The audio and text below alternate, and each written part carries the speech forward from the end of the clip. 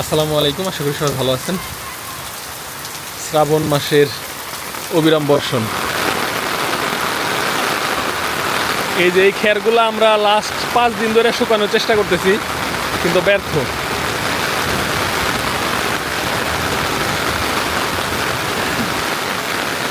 তুই কাম পাস না? তোর কাম নাই? বৃষ্টির মধ্যে গোসল করতেছা, আবার আমার খের নষ্ট করতেছা। এই যে খের গুছাইলে কি হইতো? দেখেন আমার কাজের লোকজন বৃষ্টির সাউন্ড পাই এই খের এইটি থুইয়াই বাকছে। হ্যাঁ, খের নষ্ট হয়েছে না? দেখছে? হ্যাঁ, নষ্ট হয়েছে না? একদিন কনে 2-3 দিন ধরে বিস্তাছে।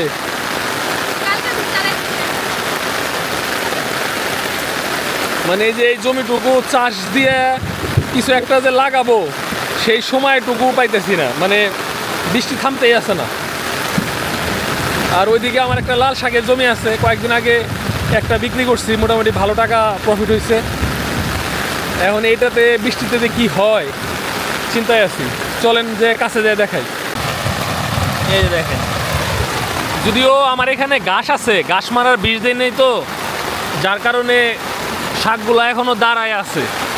যদি আর 5-7 দিন সারভাইভ করে, আশা করি এখান থেকেও কিছু প্রফিট করা যাবে। তো লাল শাক কিন্তু খুব মজার একটা শাক, উপকারী তো অবশ্যই। অনেকেই বলে যে লাল শাক খেলে নাকি রক্ত রক্ত হয়। এই যে ড্রেন করে দেওয়া, ড্রেন দিয়ে অলরেডি যে হাঁটু পানির উপরে সেটটা উঠছি। পিছন দিকে হ্যাঁ ভাও করে উঠছে। বজ্রপাত হইতেছে, ঘরে যা। তুই মরে গেলে তোর বাপে আমার বাঁচাইবো না।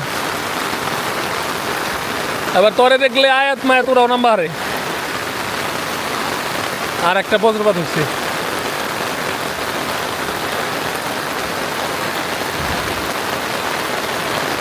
যাই দেখুন কাজের লোকজন সব সোনের ঘরে বই রয়েছে।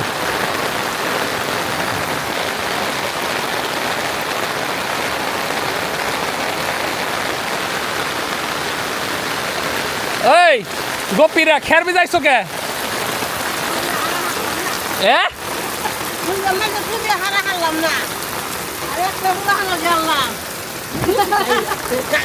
বৃষ্টির ডরে তুই খের বিজাইছ, তরে বিজাম। এখন ঘরে বয়ে থাকলে বৃষ্টিতে ধরবো না। এই ছাত্রী আছে, এই যে এই যে তোর কনে বৈশা ফিরাই না। যাই রে আর গুনা যাই রে না। এই খের কয়দিন পরে হুকামু? হারা হারলাম না। খায়া খায়া নুন দি বানাইছো, হারা হারবা কেমবা? শরীর তো নরে না, মানুষের পোলা মারো নি যায়। কাম পাইছাও তাই না? নাপিতের কাম।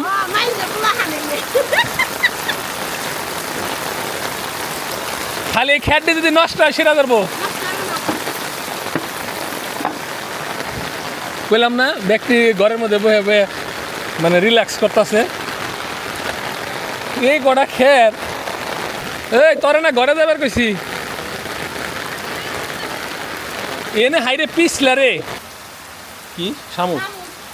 শামুকে পানি পরিষ্কার করে শামুক।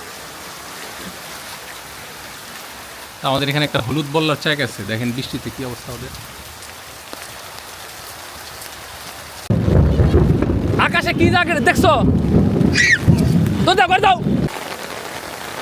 মেয়েরে দাবি রেখে দিলাম, আবার তুমি এখানে নামলা। সিরিয়ালি ব্যক্তি নামো, এনে কি করো?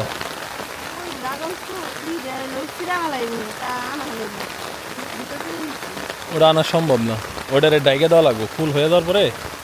এই যে এখানে একটা, ওটা ডাইকে দেওয়া লাগবে। অন্য বছর তো এই জায়গায় অনেকগুলো ধরে, কিন্তু এবারে যে দেওয়া হয় নাই, সাপোর্ট নাই। সাপোর্ট না থাকার কারণে হলো হ্যাঁ ছাদেও ধরছে দুইটা। ছাদে যেটি গাছ হয়েছে ওইটি ফল দেওয়া শুরু করলে ফল খায় শেষ করা যাবে না। বিদ্যুৎ চমকা দিচ্ছে, আহ হঠাৎ করে দুর্ঘটনা করে দেবো।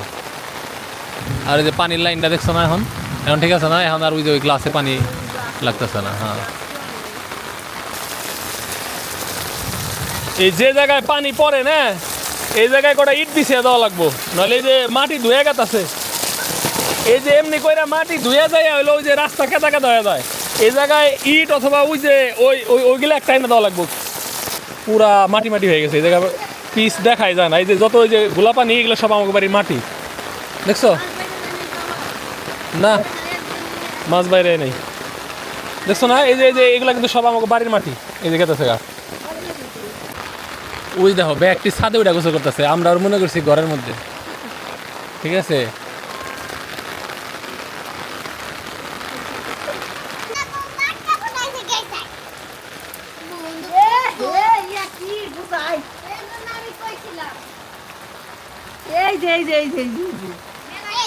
আচ্ছা কেসা তো খারাপ জিনিস নেই, তোমরা কেসে এমন করো কে?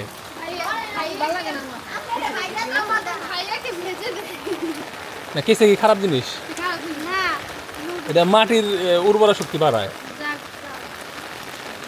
আর তোরা এই রিস্ক নিয়ে সাথে বিস্তার যে কোনো মুহূর্তে কিন্তু মাথার উপর ঠুস।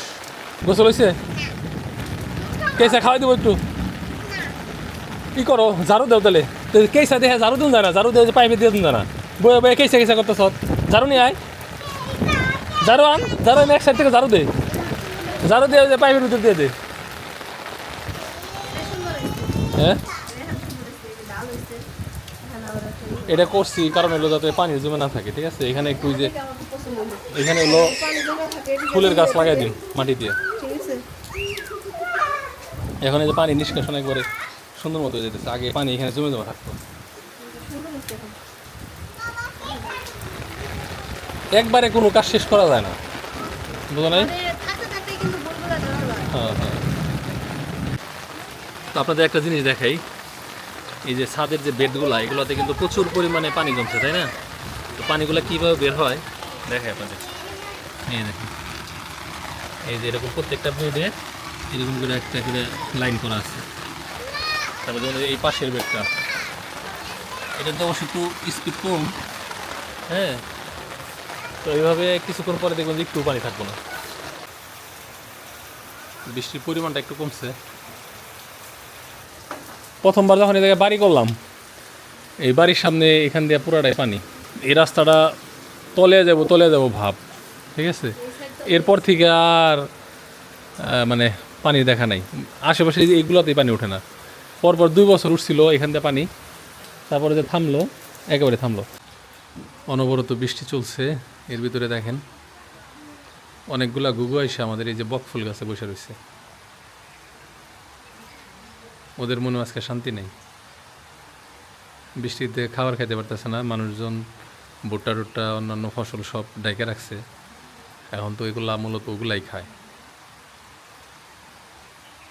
2টা উড়ে গেল, আর অনেকগুলো পাখি ভিজতেছে। সামনে চিন্তা ভাবনা আছে একটা জুম ক্যামেরা কিনবো, হ্যাঁ, যাতে আপনাদেরকে প্রাকৃতিক দৃশ্যের পাশাপাশি গ্রাম অঞ্চলে যে পশু পাখিগুলো এখনও অবশিষ্ট আছে সেগুলো দেখানো যায়।